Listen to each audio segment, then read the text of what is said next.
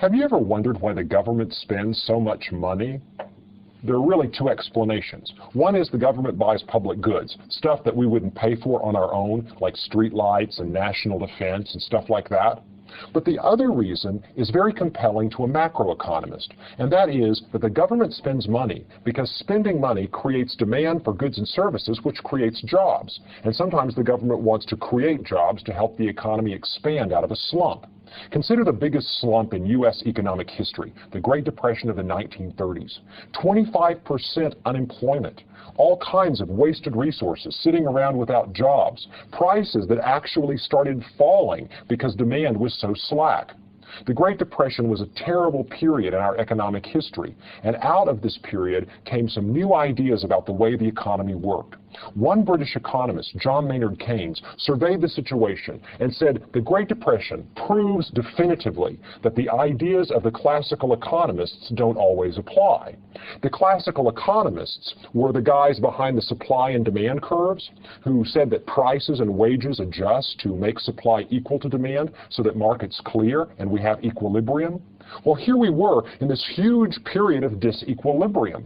That is, there was a lot of excess supply of labor, a lot of wasted resources, but wages and prices didn't fall nearly fast enough to clear the markets and solve the problem. The classical economists said, look, stand back and wait. In the long run, prices will adjust to eliminate the depression. Keynes's reply was, yeah, but in the long run, we're all dead. Keynes's idea about the way the economy works is grounded on his insight that your spending creates your income. And if that's true, then it's demand that drives the economy. Let's look at the basic idea behind Keynes's writing as we build a circular flow diagram that shows the way resources and money move through the economy. The axis of the circular flow diagram is the exchange between businesses and households.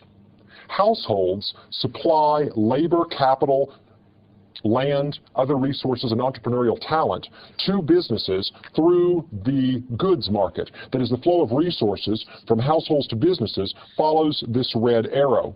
And in the opposite direction, we have a flow of money that goes from businesses through the factors market to households, that is, their income. The other exchange between households and businesses is through the goods market. That is, resources that go into factories come out in the form of goods and services that then flow into households as they spend money. We call this consumer spending on the stuff that gives households satisfaction. Money flows in the opposite direction. That is, households spend money on goods and services that winds up as the revenue of businesses. Now, look at this circular flow. The money that you get from businesses in the form of a paycheck is exactly what you spend on the products that businesses produce. Resources flow around the wheel one direction, money flows in the other direction. And when income is equal to spending, we've got macroeconomic equilibrium, a stable outcome. Now, in Keynes's view of the world, what was happening was that people were not spending enough money. A sudden reduction in consumer spending created a disequilibrium. And here's how it worked. Suppose people were afraid of the depression. That is, they were afraid of losing their job, or they'd already lost their job and didn't know how bad things were going to get. So they started, instead of spending, saving money instead. Now, when people start saving money, that's a leakage out of the circular flow. Because they're saving, now with their given amount of income, they're spending less. Now, in the original situation, when consumers cut back their spending, stuff begins to accumulate on the shelves of the business. Their inventories pile up because they're not selling as much stuff as they've made. The response of a reasonable businessman or woman in that case is to cut back production. So what happens in that case is that the accumulation of inventories leads businesses not to hire as much labor and capital and other stuff because they don't want to make as much output because consumers aren't buying it. What begins to happen then is that income shrinks as people are laid off and factors are unemployed. Then what happens is people reduce their spending even further because they don't have as much income. And the spiral continues until we wind up with a shrinking economy, less spending and less income. In equilibrium, it always has to be true that what people are paid in income is equal to what they spend on goods and services. So if people are saving, then the overall economy is going to be shrinking. That is, unless somebody injects that money back into the economy in the form of spending. And this was Keynes' idea about how to get out of the Great Depression. He said, what if, since people are hoarding their money and saving and not spending, what if we introduce government spending to fill the gap? That is, what if the government steps in and spends money that it doesn't have? That is, the government undertakes deficit spending. If the government undertakes deficit spending, then what happens is resources flow from the goods market into the government to compensate for the stuff that consumers aren't buying, and the government prints money and pumps it back into the goods market to compensate for what people are saving. So you see, the leakage out of the system is made up over here by government spending that pushes money back in. If consumers won't spend it, then let the government spend it instead. And that restores equilibrium with the higher amount of income, the higher amount of spending. All that has to happen is any leakage out of the system is compensated for by an injection back in. Keynes's view was you can prevent unemployment and cause the economy to expand by having the government spend equivalent to what people were trying to save. Now, savings is not the only leakage out of the economy, and government spending is not the only possible injection. In fact, other leakages include taxes. It could be that the government is imposing taxes, taking money away from people and reducing the amount they can spend on goods and services. Taxes, just like savings, constitutes a leakage out of the system. And the government is not the only entity that can spend money. Businesses can also spend money. So here we have another way of thinking about Keynes's equilibrium.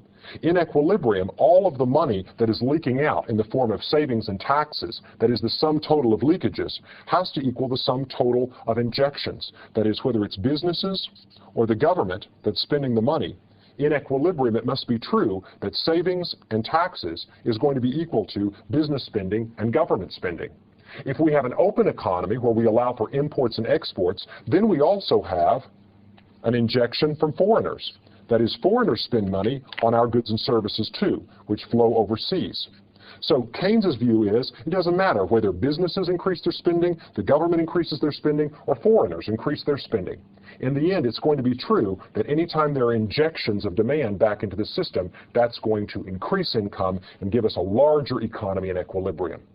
So there are two ways of thinking about Keynes's view of the world. One is that income equals spending in equilibrium. And if the government or businesses or foreigners increases their spending, they're going to cause the economy to grow. Because when they spend, they create income for households, and that leads households to increase their consumption as well.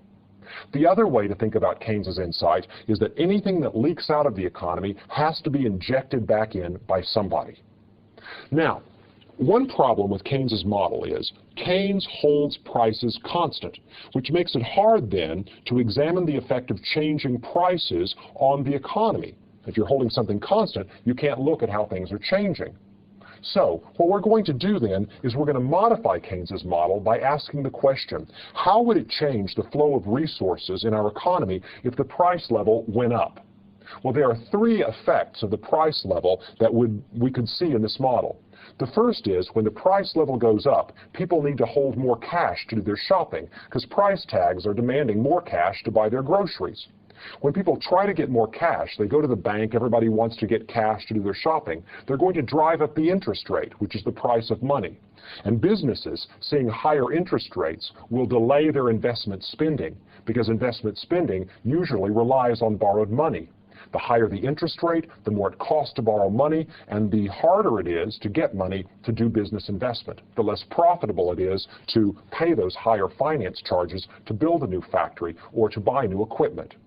So, higher prices lead to more demand for money, lead to higher interest rates, lead to less business spending, and that shrinks the economy and leads in equilibrium to less income. The second effect of higher prices is that consumers say, whoa, my savings account won't buy as much. Now that prices are higher, the value of my savings account in goods and services has shrunk.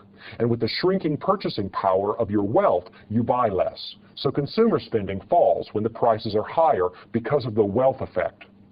The third consequence of higher prices is that foreigners won't buy your goods. They'll buy their own substitutes in other countries instead. So higher prices in your economy makes it less attractive to foreigners, and therefore your exports fall, and then your economy shrinks and output is lower. We can show the effect of prices on the economy in the aggregate demand curve. The aggregate demand curve summarizes the relationship between prices and output in equilibrium in the economy. As prices are higher because of higher interest rates and investment spending being reduced, because of shrinking purchasing power of wealth and lower consumption, and because of higher prices that deter foreigners from buying your country's goods, then the consequence is going to be lower equilibrium income. Keynes's model can be summarized with this equation. Spending equals income. That is, the income of the economy in equilibrium is equal to the combined spending of consumers, businesses, the government, and foreigners in the form of net exports. Y equals C plus I plus G plus NX. The effect of prices on all of these components of spending is what gives us the aggregate demand curve. Remember, the main idea of Keynes is the economy is driven by demand. And the way you pump up the economy is you stimulate demand by giving these different agents incentives to spend more.